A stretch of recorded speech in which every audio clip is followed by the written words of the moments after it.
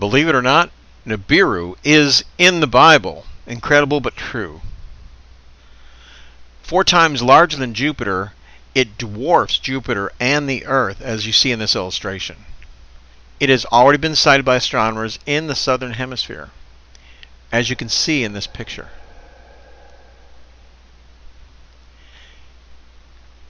Citing deviations in the movement of Pluto, NASA has been tracking it for over 50 years.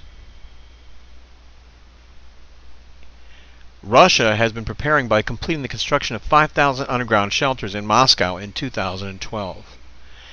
FEMA has prepared by purchasing millions of plastic containers for coffins. I know you've heard of them. You're probably familiar with this. And here's the images. What are they preparing for? The United States has embarked on a 24-hour, 7-day-a-week effort to build massive underground shelters for over 30 years. These are reserved for government officials and high-ranking military personnel. Many people believe that the Denver airport, as you see in this marker, says New World Airport, is one of those places. Deviations of the movement of the sun proves the existence of an object of significant gravitational pull coming into our solar system. Here is the orbit.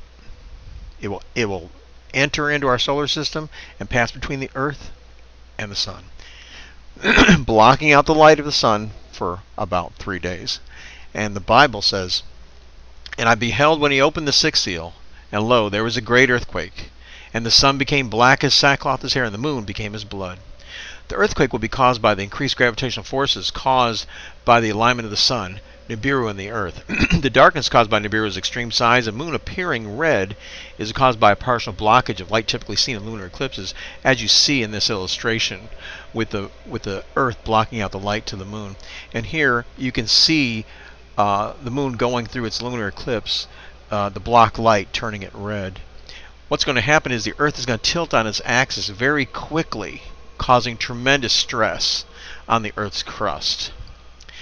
This will cause a sudden movement in the Earth's axis, resulting in dramatic changes in the wind patterns, tremendous earthquakes, movements in the Earth's crust, and tsunamis on every coast. Millions, possibly billions, will die.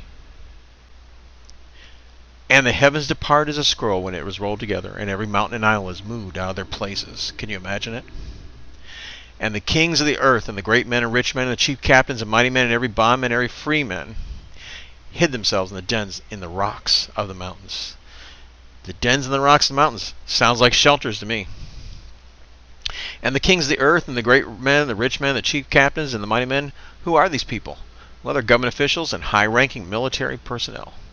Hid themselves in the dens and in the rocks of the mountains? Sounds like shelters. And here you have it. Reserved for government officials and high-ranking military personnel.